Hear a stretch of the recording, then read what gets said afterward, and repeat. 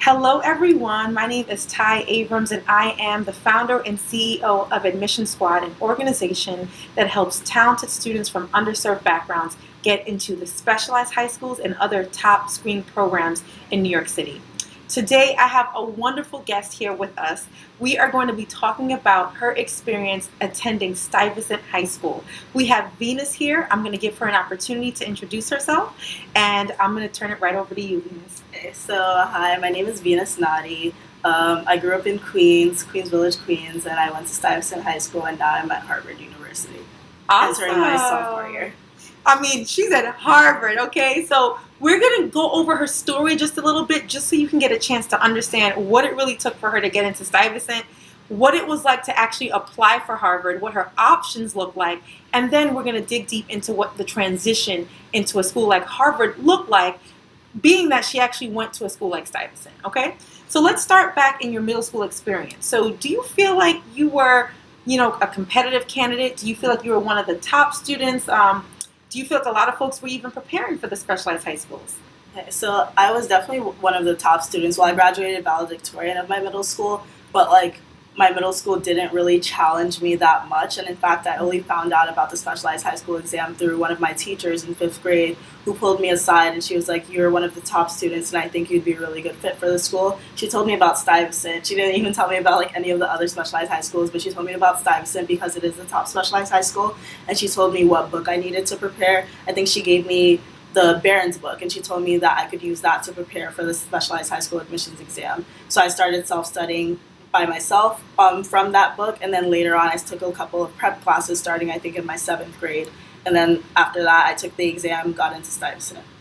But other students didn't really know about the exam because my teacher, she told me about it. Other students weren't really studying, and they didn't really tell the other students about the SHSAT until 1 month before the exam, September of 8th grade. So of course people didn't really have that much time to study about it, and they also didn't really inform students of what the specialized high schools were. All they did was say there's an exam called the SHSAT that you can take to get into specialized high schools, but if people don't really know anything about the specialized high schools or know any other people from where we lived who were attending these specialized high schools, nobody really had much of an incentive to study for this exam. And then they also didn't have time because people need to prepare for the exam very far in advance. Wow. So you had someone who intervened on your behalf, who told you about the school. They were very deliberate about only telling you about the top school out of all the specialized high schools, and then you had an opportunity to get in.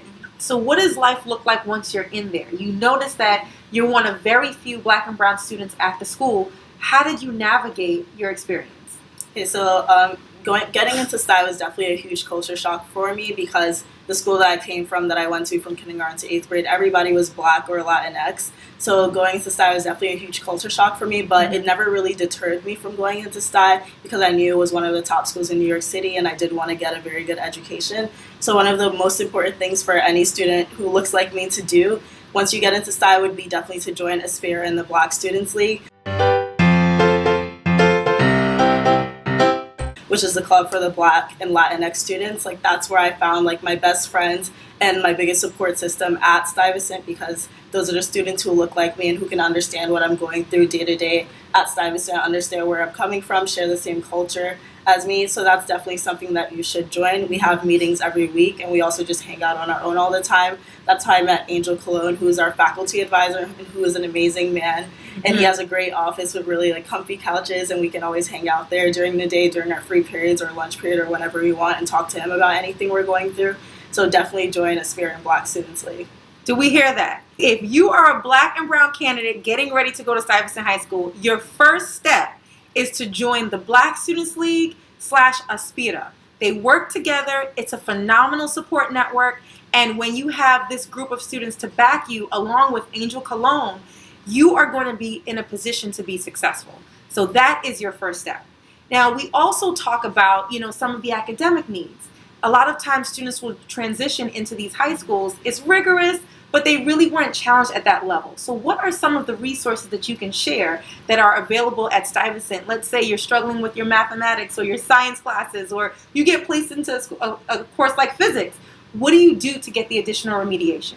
So Stuyvesant definitely is a very tough high school, and a lot of students who look like us don't really come from schools that challenge them as much. But Stuyvesant does offer a lot of resources for you to get adapted. So one thing that the school offers is called AIS tutoring, which is after-school tutoring hosted by teachers. So they have a session for almost every class, unless it's like a very specific quirky class. They have after-school sessions, and there's a schedule online that you can access on the school website under the academics tab. And the teachers will also tell you about it like once you're in school and everyone knows about it.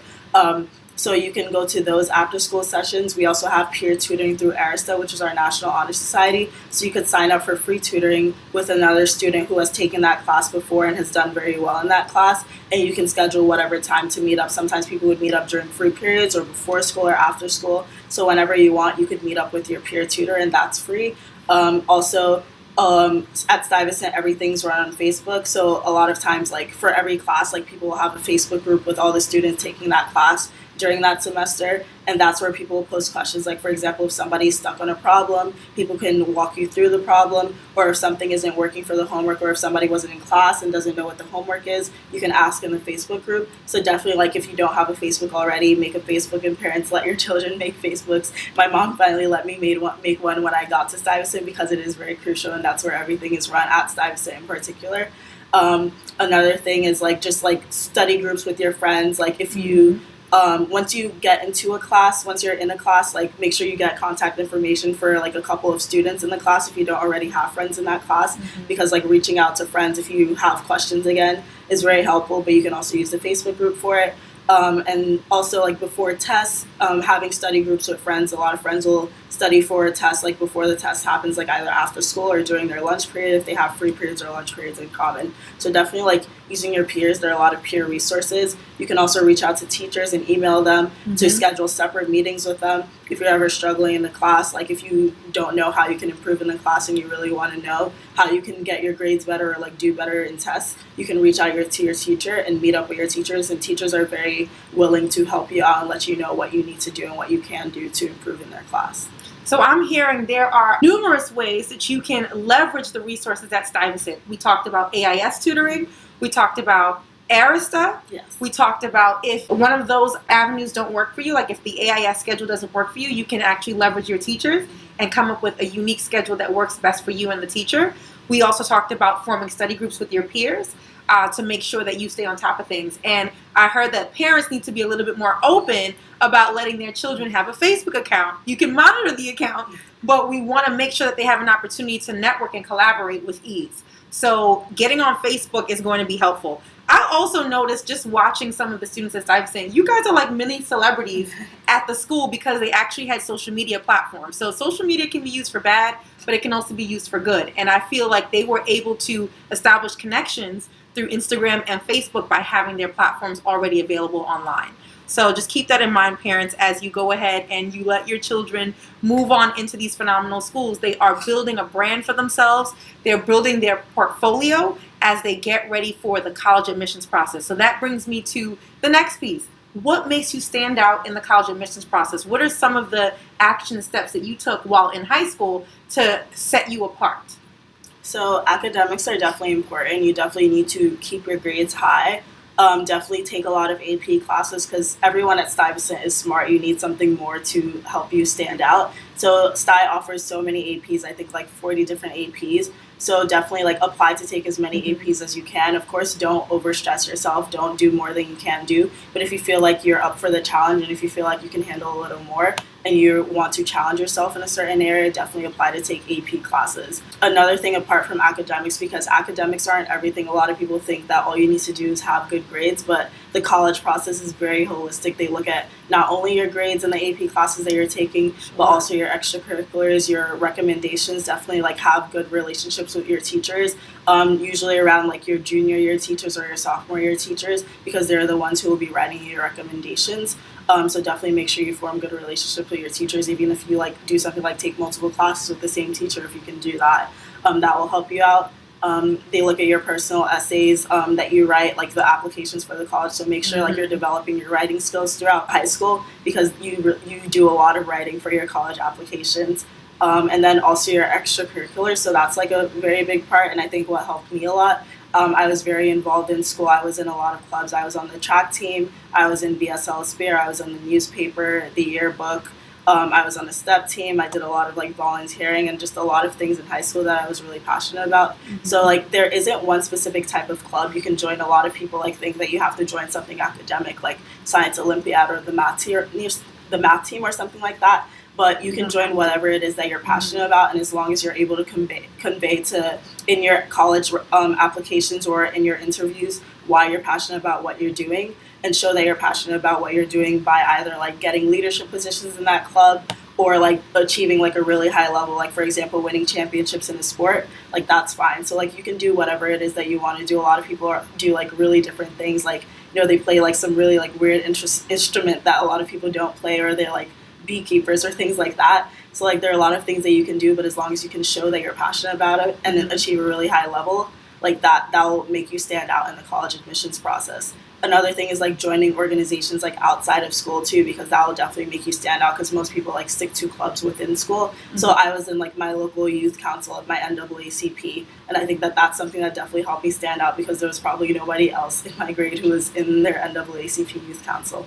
Excellent. Yeah. So we know that we need to get involved in outside curricular activities or things within the actual school, but the other piece is leadership and innovation.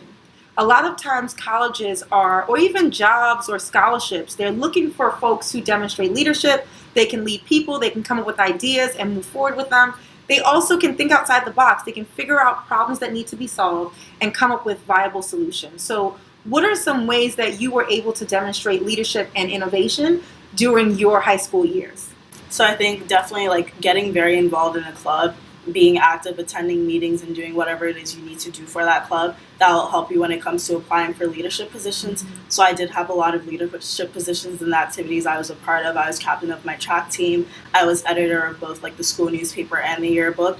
And I was co-president of the Black Students League. Mm-hmm. So definitely like having leadership positions shows that you were very involved in the club and achieved a high level of whatever it is that you had to do for that club. And I think also at Stuyvesant, like a lot of people start clubs. It's very easy to start a club. We have over 200 clubs. So if there's something that you're interested in that doesn't already exist at Stuyvesant, you can find like a small group of students. I forgot what the exact number is, but I think it was like if you can find 7 other students who would be interested in joining that club and get a faculty advisor, which could be any faculty in the school, you can start that club. So doing something like that definitely shows that you can take initiative and be innovative, and that definitely helps you stand out as well in the college admissions process. Excellent. Well, we talked about, don't start a club that already exists. Mm-hmm. And don't do something just for the sake of standing out. You know, I know a lot of those students, they're like, oh my God, college is around the corner. Let me just start something real quick. Put a little branding around it, like just slap it together.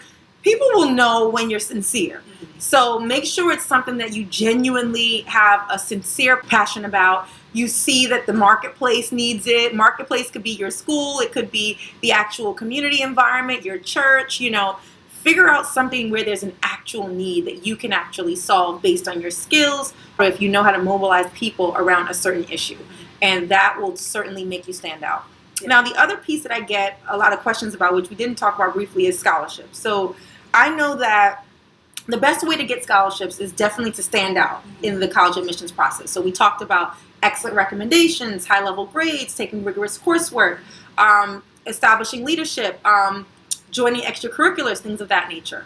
Are there any tips that you have around how to secure scholarships? We have quite a few students in our oldest class. They're actually applying for college this fall. So they want to know what to do around this whole scholarship issue. So in terms of scholarships, so that's another thing. A lot of people don't apply to a lot of Ivies or top schools because they look at the tuition. It's very expensive. A lot of them are around like 70, 80K. But the thing is, these schools have a lot of money, so they're the schools that give the best scholarships. Like I got my best scholarship packages from these top schools. So that, a lot of the Ivies, most of them are need-based, so they give you need-based financial aid. So if you are low income, you will get a lot of aid. A lot of my friends are on full aid. I'm on like 98% aid, and that's like, I personally didn't apply to any outside scholarships because I wasn't really aware of what the resources I have since I am the oldest sibling. But just like from Harvard's aid alone, like I'm on like 98% aid. So there are also some merit scholarships. I believe like I got a merit scholarship for Cornell, but those don't really give you the full tuition, but they are a portion of the tuition. So definitely like keep your grades up, and just like everything that would help you stand out in the college admissions process in general will help you get these merit scholarships. So definitely each school has like its own merit scholarship, so you can look into that. But there are also a lot of outside scholarships that are specifically catered to like low income Black and brown students that I know of now through all my other friends at Harvard. So for example, there's things like the Gates Scholarship, there are like Coca-Cola Scholars, there's like I think the Calvin Coolidge scholarships. There are a lot of scholarships out there online specifically catered to like Black and brown students. So definitely like do your research. They're very easy to find. I personally wasn't aware of them, and luckily I'm fine since my family is low income and these schools cater to your needs as well. But like for people who are like more middle class, upper class, like doing those other scholarships definitely would help you get a lot of money for the college admissions process. Yes. So what I can remember, like, so you have needs-based scholarships and you have merit-based scholarships. So if you know that your family is more middle income or upper middle income, you're definitely going to have to heavily rely on merit-based scholarships, which means keep an average GPA of 95 and up. Get at least a 1400 SAT score. If you can even get into the 1500s, you're going to be in a great position. Get 4s and 5s in your APs as much as possible. They're really looking for your scholastic achievement to be able to award you with these phenomenal opportunities. There's also writing-based scholarships. We had an at-length conversation around the importance of developing your writing skills. So Venus was very smart about joining the newspaper, the school newspaper, so she could really leverage that opportunity to sharpen the way she writes. And because of that, I'm sure her college statement stood out. You know, when you're actually writing these essays for scholarships, you have to write in a way that is really appealing, that really stands out, where these decision makers, they really understand your story and they want to obviously give you the opportunity. So developing those writing skills are also going to be extremely critical. So I think we covered quite a bit. You know, for any Black and brown student interested in Stuyvesant, we said that we want to leverage the academic resources. We want to get on Facebook so we can actually be a part of these conversations online. We want to, what else did we say? Join the Black Students League. Join the Black Students League in ASPIRA. Oh my God, I love these students. Like a lot of our videos, we actually work with students from these two clubs. And I just feel like they give you a very different perspective of the Stuyvesant experience. And I think if you identify with them, it just makes sense. Make your life easier. They should not have to go and find you in the hallways and in the bathrooms to get you to join the club. It's important that you make it easy for people to support you. So that is the most important step, because once you get there, a lot of this information they're likely going to share with you. So please do that, and know that for those of you who are in the process getting ready for a specialized high school, maybe you're taking the exam this fall, maybe you're taking it in a couple years, we encourage you to advocate for and think about attending Stuyvesant High School. It is an excellent experience. There are folks there waiting and willing to support you, but we need the strength in numbers, right? So when we have more of us actually going there, we now have a bigger community of support for those coming thereafter. Is there anything else you wanted to share? Yes, that's basically it. But definitely, like, don't be afraid to come to Stuyvesant because of the small amount of students who look like us, because one, that just further perpetuates the problem. If everyone's scared of going to Stuyvesant because of that, you know, the issue is only going to get worse. And definitely, like, if you join the Black Students League in ASPIRA, you'll find that community of other students who look like you, who are going through the same thing that you're going through, to like rely on and lean on for support. And it's really not that bad. Yes, you know, there are the issues that come with being a minority in a certain space, but, you know, when you have that community of people you can fall back on, and when you're very involved in school, you make a lot of friends. Like, I made a lot of friends through, like, my best friends through all the extracurriculars I did, you know, and I was focused on my studies. Like, the benefits of going to Stuyvesant very far outweigh the cons of, like, being a minority at that school. Absolutely. Yeah. The other thing we didn't talk about is Venus got into almost, was it all of them? Yeah. Like, all the Ivies.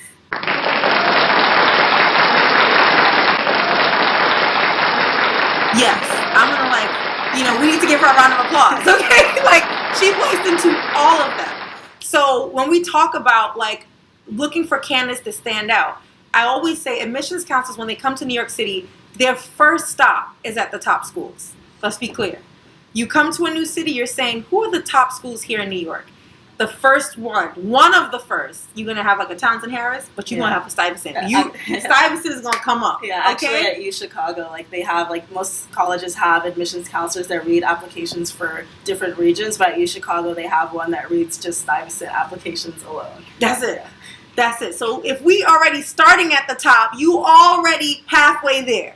Then within Stuyvesant, your next question is, who are my high performing children? You know, based on certain backgrounds or certain specialties. Maybe I'm looking for a math expert. Maybe I'm looking for an ELA, a humanities person, right? But going to the school already sets you ahead in the applicant pool. And then the next piece is making sure that you have the resume that people are looking for. So within that, it sounds like Venus was extremely strategic in how she spent her time at Stuyvesant, which allowed her to stand out in the college admissions process and have an attractive enough portfolio for all of the Ivy League universities, okay? So you are hearing from the best, right? You are hearing from someone who is what we call an example of success, and we hope that you will learn from it. You will, obviously use quite a few of these tips, and that you will be open-minded about attending Stuyvesant High School. Thank you so much for watching, everyone.